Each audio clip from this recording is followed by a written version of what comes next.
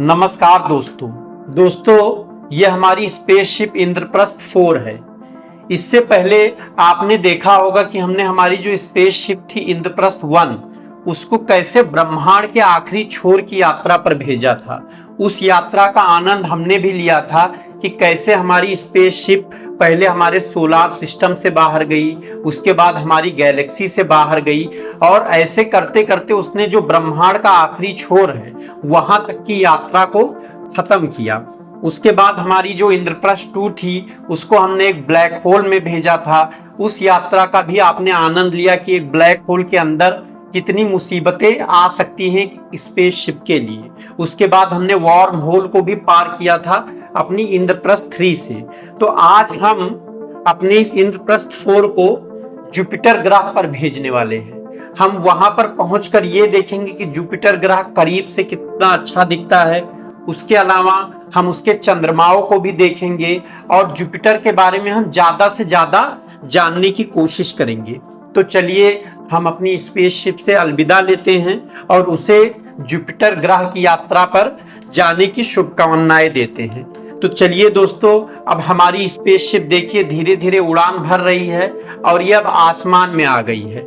लेकिन इसे अर्थ की ग्रेविटी से एस्केप करने के लिए 11.2 किलोमीटर प्रति सेकंड की वेलोसिटी चाहिए होगी। तो इसी वजह से हमें हमारी स्पेसशिप की जो स्पीड है उसको बढ़ाना होगा कि वो इतनी वेलोसिटी पा सके। तो चलिए अब देखिए हम धीरे धीरे अपनी स्पेसशिप की जो वेलोसिटी है मतलब कि स्पीड उसको बढ़ा रहे हैं। तो ये देखिए अब हमने हमारी स्पेसशिप की जो स्पीड है उसको बढ़ा लिया है और अब हम हमारे जो अर्थ की ग्रेविटी है उससे बाहर जाने की कोशिश कर रहे हैं। और ये देखिए वो जो हमारी कोशिश है वो सफल हो गई है।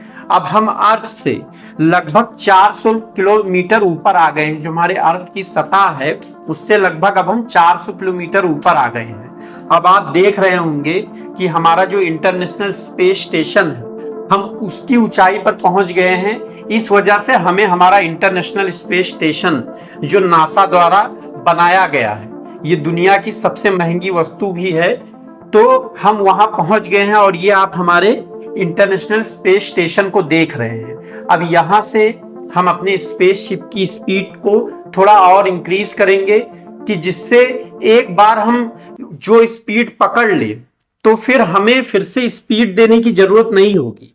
मतलब कि अब भी जो हमारी स्पीड है उस स्पीड को हम जितना बढ़ाएंगे वो बढ़ेगी, लेकिन हमें उसके लिए फिर इंजन लगाने की जरूरत नहीं पड़ेगी। मैं चलिए ये चीज आपको एक बार और समझा देता हूं कि जैसे मान लीजिए अभी मैं हमारी जो स्पेसशिप है उसकी स्पीड 10,000 किलोमीटर प्रति आवर कर दूंगा, तो वो स्पीड मुझे एक ही बार करनी रहेगी।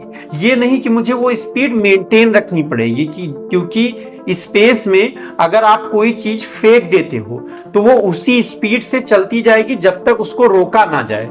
लेकिन वही अगर आप पृथ्वी की बात करो तो पृथ्वी पे आपको लगातार उसी स्पीड पे बना रहना पड़ेगा। मतलब आपको उतना फोर्स जनरेट करते रहना होगा तब आप उस स्पीड पर बरकरार रहेंगे। लेकिन स्पेस में ऐसा नहीं है। तो चलिए अब मैं हमारी जो स्पेसशिप है उसकी स्पीड को 1,00,000 किलोमीटर प्रति घंटा तक बढ़ाने जा रहा हूं कि जिससे हम जल्दी से जल्दी जुपिटर ग्रह पर पहुंच जाएं। तो ये देखिए हमारी जो स्पेसशिप है उसकी स्पीड को लगभग मैंने उतना बढ़ा दिया है। तो अब हम अपनी उस यात्रा को शुरू करने जा रहे हैं जो यात्रा हमें जुपिटर ग्रह तक पहुंचाएगी। तो दोस्तों अब देखिए हम धीरे धीरे स्पेस में ट्रेवल कर रहे हैं। अभी आपको हमारा प्यारा चंद्रमा नजर आने वाला है। जैसे हम पृथ्वी से लगभग 30 लाख किलोमीटर ऊपर आ जाएंगे तो आपको चंद्रमा और पृथ्वी दोनों एक साथ नजर आने लगेगी। देखिए बात करते करते आपको चंद्रमा और पृथ्वी दोनों एक साथ दिख रही है। मतलब कि लगभग हम पृथ्वी से 30 लाख किलोमीटर ऊपर आ गए हैं। मतलब कि इतना बात करते करते ही हमारा जो समय है वो लगभग 30 घंटा बीत चुका है। तो अब आप देख रहे होंगे हमारे चंद्रमा और हमारे पृथ्वी को। तो चलिए अब चंद्रमा और पृथ्वी को देखना भी एक बहुत सौभाग्य की बात होती है कि हम उनको एक साथ देख पाए। तो अब हम इनसे भी अलविदा लेते हैं, क्योंकि अब जैसे जैसे हम पृथ्वी से दूर जाते चले जाएंगे, पृथ्वी आपको छोटी छोटी और फिर एक बार एक डॉट की तरह दिखने लगेगी। और जब हम मंगल ग्रह को पार कर लेंगे तो हो सकता है कि पृथ्वी को देखने के लिए आपको एक तरीके से मैग्नीफाइंग ग्लास की जरूरत पड़े, लेकिन हो सकता है वो मैग्नीफाइंग ग्लास से भी आपको पृथ्वी दिखे या ना दिखे। तो देखिए धीरे धीरे अब हमारी जो स्पीड है वो इतनी है कि पृथ्वी आपको छोटी छोटी छोटी होती नजर आ रही है, मतलब कि हम पृथ्वी को दूर दूर और दूर छोड़ते चले जा रहे हैं। अब ये देखिए हम मंगल ग्रह पर पहुंच गए, मतलब आप सोचिए कि हमें ट्रेवल करते हुए काफी दिन बीत चुके हैं, तब भी तो हम यहाँ मंगल ग्रह पर पहुंचे। तो अब देखिए हम मंगल ग्रह के बगल से गुजर रहे हैं, आप मंगल ग्रह को देख रहे हैं। अब मंगल ग्रह भी धीरे धीरे हमसे दूर होता चला जाएगा। अब हमारा जो अगला टारगेट है वो हमारा जुपिटर ग्रह ही है। लेकिन ये बात थोड़ी सी हमें बीच में प्रॉब्लम ये झेलनी पड़ेगी कि जो एस्टेरॉइड बेल्ट है, बस किसी तरीके से हमें वहां से बच के निकलना होगा, क्योंकि अगर वहां कोई एस्टेरॉइड हमसे टकरा गया तो हमारी जो ये यात्रा है वो उसी वक्त वहीं पे खत्म हो जाएगी। तो ये जो एस्टेरॉइड बेल्ट है, यहाँ पे करोड़ों एस्टेरॉइड घूमते रहते हैं, मतलब ये भी सूर्य की परिक्रमा कर रहे होते हैं। जैसे हमारी पृथ्वी, जुपिटर, मार्स और भी जितने ग्रह हैं ये सूर्य की परिक्रमा करते हैं, वैसे ये जो एस्टेरॉइड हैं ये भी सूर्य की परिक्रमा ही करते हैं। लेकिन होता क्या है कि ये आपस में कभी कभी टकराने के बाद इनकी जो दिशा है वो बदल जाती है, तो वो दिशा किसी भी तरफ चली आती है। ये देखिए मुसीबत का नाम लिया और मुसीबत आपको सामने नजर आ रही है। ये है एस्टेरॉइड बेल्ट। अब यहीं से हमको किसी तरीके से बच के निकलना है कि हम हमारी मंजिल जुपिटर ग्रह पर पहुंच पाए। तो दोस्तों अब आप देखिए किस तरीके से हमारी जो स्पेसशिप है वो अपने आप को बचाते हुए एस्टेरॉइड बेल्ट से निकल रही है, और जो कि स्पीड जो है वो बहुत ज्यादा है, तो हमें ज्यादा समय नहीं लगेगा इस एस्टेरॉइड बेल्ट को पार करने के लिए। तो देखिए बात करते करते ही हम उस मुसीबत को पीछे छोड़ते हुए हम एस्टेरॉइड बेल्ट से अब आगे आ गए हैं। अब हमारी जो मंजिल है कुछ देर में आपको दिखने लगेगी, मतलब कि जो जुपिटर ग्रह जिसको मैं मेरी नजर में हमारे सोलर सिस्टम का सबसे खूबसूरत ग्रह मानता हूं। आपको अगर जब तक हम जुपिटर ग्रह पर पहुंच रहे हैं तब तक अगर मैं आपको जुपिटर के ग्रह के बारे में बताऊं तो ये हमारे सोलर सिस्टम का सबसे बड़ा ग्रह है। अब बड़ा मतलब कितना बड़ा, तो चलिए मैं आपको एक उदाहरण से समझा दूं कि अगर जुपिटर ग्रह अंदर से खोखला हो, मान लीजिए जुपिटर ग्रह को आप एक बॉल मान लीजिए, तो उस बॉल के अंदर 1000 पृथ्वी समा सकती है। तो आप ये सोच लीजिए कि वो पृथ्वी से कितना ज्यादा बड़ा है कि 1000 पृथ्वी उसके अंदर समा जाए। तो ये देखिए बड़ा होने की बात कर रहा था, और बड़ा जो ग्रह है मतलब कि जुपिटर ग्रह देखिए आपको धीरे धीरे सामने नजर आ रहा होगा। देखिए अब जैसे जैसे हम उसके नजदीक जाते जाएंगे वैसे वैसे वो हमको बड़ा नजर आने लगेगा, और एक समय वो इतना बड़ा हो जाएगा कि हमारी जो स्पेसशिप है वो उसके सामने कुछ रहेगी ही नहीं। लेकिन सबसे बड़ी बात यह है कि हम जुपिटर ग्रह के ज्यादा करीब नहीं जाएंगे, क्योंकि उसकी जो ग्रेविटी है अगर हम उसके बहुत नजदीक गए तो वो हमें खींच लेगी। तो इस स्पेसशिप क्या अभी इंसानों द्वारा बनाए गए किसी भी स्पेसशिप में इतनी पावर नहीं है कि जुपिटर की ग्रेविटी को रोक पाए, मतलब कि उसके करीब जाए और वो खींचे अगर आपको तो वो रोक पाए। तो हम अभी फिलहाल जुपिटर से इतनी दूरी पर अपनी स्पेसशिप को रोकेंगे कि जहां से हम जुपिटर को निहार सके, जुपिटर को समझ सके, जुपिटर को जान सके। तो देखिए अब हमें हमारा जुपिटर ग्रह नजर आ रहा है। अब हम जुपिटर ग्रह की तरफ और स्पीड से जाने की कोशिश करेंगे कि हम और जल्दी पहुंच जाएं। तो चलिए हमारी मंजिल आ गई है और अब हम उस मंजिल की तरफ बढ़ रहे हैं। तो देखिए दोस्तों अब ये हमारी स्पेसशिप है, एक तरीके से ये हवा में मतलब स्पेस में यहाँ पे मैंने इसे रोक दिया है, और ये हमारा जुपिटर ग्रह है। अब आप इसको कुछ देर देखिए कि कितना खूबसूरत ग्रह है। देखते देखते अगर मैं आपको बताऊं हमारे जुपिटर ग्रह के बारे में, तो ये जो जुपिटर ग्रह है इसका निर्माण कैसे हुआ। तो दोस्तों जब सूर्य बन रहा था तो सूर्य बनने के बाद जो कुछ मलबा बचा और जो कुछ गैस बचे, उसी गैस और उस मलबे से जुपिटर ग्रह का निर्माण हुआ। मतलब कि आप ये कह सकते हो कि जो सूर्य का वेस्ट बचा, आप कह सकते हो उसको वेस्ट, उस वेस्ट ने इतनी सुंदर चीज बनाई जो है हमारा जुपिटर ग्रह। अब जुपिटर ग्रह का जो नाम है, ये रोमन देवताओं के नाम पर इसका नाम रखा गया जुपिटर। अब आप अभी जुपिटर ग्रह पे देख रहे होंगे, जो ये धारियां आपको नजर आ रही हैं, ये धारियां हाइड्रोजन और हीलियम का वातावरण, उसके अंदर ये ठंडे पानी और अमोनिया का, एक तरीके से आप कह सकते हैं कि उसके बादल हैं। ये जो आप देख रहे हैं, ये अमोनिया और ठंडे पानी के बादल हैं। ये कितने आपको खूबसूरत और कितने धारीदार नजर आ रहे हैं। अब आप ये भी देख रहे होंगे इस पे कि इसके अलावा आपको एक बहुत अजीब या अलग सी चीज दिखाई देगी होगी, वो लाल धब्बा। तो दोस्तों, ये ग्रेट रेड स्पॉट है। अब आपने शायद, अगर जुपिटर ग्रह के बारे में आप सुनते होंगे तो आपने जरूर ग्रेट रेड स्पॉट के बारे में सुना होगा। तो मैं आपको ये बता दूं कि ये जो रेड स्पॉट है, ये एक तरीके से एक तूफान है। और ये तूफान 1 साल 2 साल से नहीं चल रहा है, ये तूफान लगभग 300 सालों से चल रहा है। और इस तूफान की अगर मैं आपको स्पीड बताऊं कि इस तूफान के अंदर जो हवा चल रही है वो 640 किलोमीटर प्रति घंटा की स्पीड से, मतलब कि हमारी पृथ्वी पर जो सबसे बड़े से बड़ा तूफान आया है उससे भी लगभग 3 से 4 गुना ज्यादा इसकी स्पीड है। जो वाइंड स्पीड है, इसके हवा की स्पीड है, वो 640 किलोमीटर प्रति आवर है। और अगर मैं इस तूफान की आपको गहराई बता दूं कि मतलब आसमान से और जमीन की इसकी जो गहराई है वो है 320 किलोमीटर। अब हमारे यहाँ अगर कोई पृथ्वी पर आता है तो ज्यादा से ज्यादा 2 किलोमीटर 10 किलोमीटर नीचे से ऊपर तक होता है, उसकी उतनी ही ऊंचाई होती है, या बहुत हो गया 20-25 किलोमीटर। लेकिन इसकी ऊंचाई आप सोचिए 320 किलोमीटर है। और ये जो आप देख रहे हैं ना रेड स्पॉट, अब आप सोच रहे होंगे इसकी चौड़ाई कितनी है। तो इसकी आपको चौड़ाई बताऊंगा तो आप हैरान हो जाओगे। इसकी चौड़ाई 16,000 किलोमीटर है। मतलब कि आप ये समझ सकते हैं कि इस तूफान के अंदर हमारी 4 पृथ्वियां समा जाएंगी। तो सोचिए कि इस तूफान में कितना ज्यादा फोर्स होगा कि अगर इस तूफान का आधा हिस्सा भी हमारी पृथ्वी पर आ जाए तो हमारी पृथ्वी समाप्त हो जाए, हमारी पृथ्वी इस चीज को सह ही ना पाए। अब जो सबसे बड़ा सवाल आता है, जो हर किसी के मन में रहता है कि जैसे हम किसी ग्रह की बात करने लगते हैं तो सबसे ज्यादा सवाल ये पूछा जाता है कि क्या इस ग्रह पर जीवन हो सकता है? क्या हम पृथ्वीवासी उस ग्रह पर जाके रह सकते हैं, या इस ग्रह पर एलियन प्रजाति हो सकती है?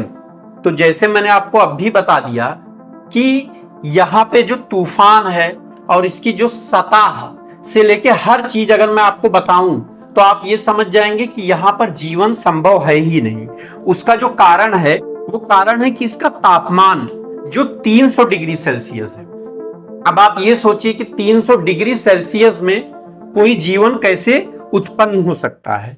इसके अलावा इसमें कोई सतह नहीं, सतह होगी तब भी तो इंसान या मान लीजिए कोई एलियन उस पर खड़ा हो पाएगा, कोई चीज उस पर पैदा हो पाएगी। जब सतह है ही नहीं, एक तरीके से कि अगर आप मान लीजिए जुपिटर ग्रह पर उतरते हो तो आप धंसते धंसते धंसते धंसते धंसते चले जाओगे और लास्ट तक आप जाओगे इसके कोर तक। तो इसका कोर भी सख्त नहीं है। इसका जो कोर है वो एक तरीके से मैं आपको बताऊं कि एक अवस्था होती है कि गैसीय और एक तरीके से पदार्थ को आप ये कह सकते हैं कि फस्सी। एक साइंटिस्टों ने एक शब्द निकाला है कि जलीय अवस्था और गैसीय अवस्था, इन दोनों अवस्थाओं के बीच में जो अवस्था होती है उसे फस्सी कहते हैं। कि ना पूरी तरीके से ये पानी मतलब बन पाया और ना पूरी तरीके से गैस बन पाया, उसके बीच की जो अवस्था है आप समझ लीजिए ये वही अवस्था है। तो इसमें भी आप धंसते चले जाओगे। तो पहला तो यही हो गया। उसके अलावा इसका जो दबाव है, इस ग्रह पर दबाव इतना ज्यादा है कि इंसान खत्म हो सकता है। या अभी चलिए मैं आपको एक उदाहरण से समझा देता हूं कि जो नासा है, इन्होंने 7 दिसंबर 1995 में इनका एक स्पेस क्राफ्ट था गैलीलियो। उस स्पेस क्राफ्ट से इन्होंने इनका ये स्पेस क्राफ्ट जो है ये जुपिटर ग्रह की कक्षा में था, तो इन्होंने सोचा कि चलो जुपिटर के दबाव को चेक किया जाए कि जुपिटर का जो दबाव है वो कितना ज्यादा हो सकता है। तो उस दबाव को चेक करने के लिए इन्होंने लगभग 137 किलो का टाइटेनियम, जो आप मान सकते हैं कि सबसे मजबूत पदार्थ होता है, उसको जुपिटर ग्रह के ऊपर ऐसे छोड़ दिया। मतलब कि आप कह सकते हैं कि उसकी तरफ निशाना लगा के उसको छोड़ दिया।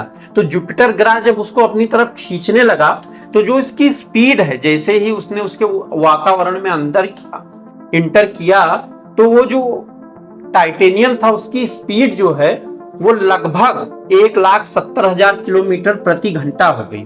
और सिर्फ 152 किलोमीटर ही वो अंदर पहुंचा था। वो इतने दबाव और इतनी ज्यादा गर्मी की वजह से वो हवा बन गया, मतलब कि भाप बन गया। आप ये सोचिए, टाइटेनियम जो सबसे मजबूत माना जाता है वो सिर्फ जुपिटर ग्रह के अंदर 152 किलोमीटर अंदर ट्रेवल कर पाया था और वो भाप बन गया। तो अब आप इसी से समझ गए होंगे कि हम जब इसके अंदर ही नहीं जा सकते, अंदर जाने के पहले ही हम भाप बन जाएंगे, तो यहाँ पर जीवन होना तो नामुमकिन है। अब अगर इसके हम आकार की बात करें और सूर्य से दूरी की बात करें तो इसका जो आकार है ये 1,40,000 किलोमीटर, इसकी जो चौड़ाई है वो 1,40,000 किलोमीटर है। मतलब कि चलिए फिर से मैं एक बार पृथ्वी से इसकी तुलना कर देता हूं कि पृथ्वी को आप एक अंगूर मानिए तो आप जुपिटर को एक बेसबॉल मानेंगे, सॉरी बास्केटबॉल, एक बास्केटबॉल मानेंगे आप जुपिटर को। और अगर इसके सूरज से डिस्टेंस की बात करें तो वो 77 करोड़ किलोमीटर है।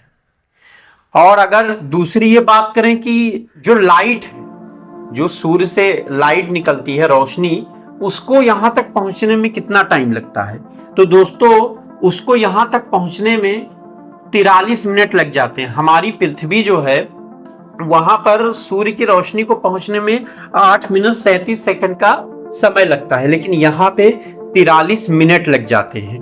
अब चलिए इसके दिन की बात कर लेते हैं, इसके साल की बात कर लेते हैं। तो इसके दिन और साल की बात अगर मैं आपको समझाऊं तो इससे पहले मुझे आपको हमारा सोलार सिस्टम दिखाना पड़ेगा। तो चलिए अब हमारी स्पेसशिप के अंदर जाते हैं, जहां पर मैं आपको स्क्रीन पर पहले हमारा सोलार सिस्टम दिखाता हूं, तब आप समझ पाएंगे कि इसके दिन और रात इतने छोटे क्यों हैं।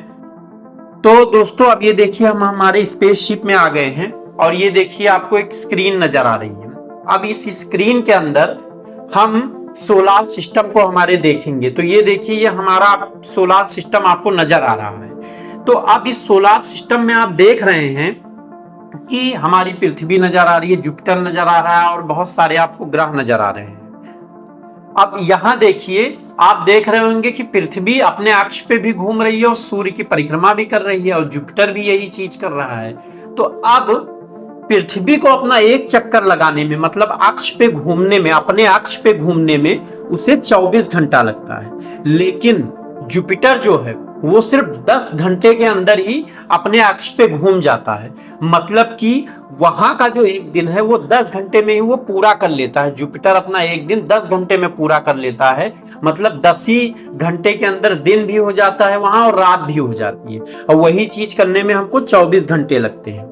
दूसरी बात कि हमें सूर्य का एक चक्कर लगाने में 365 दिन लगते हैं, लेकिन जो जुपिटर है इसको 12 साल लग जाते हैं। आप देख रहे होंगे जो जुपिटर की कक्षा है वो हमारी पृथ्वी की कक्षा के मुकाबले काफी बड़ी है।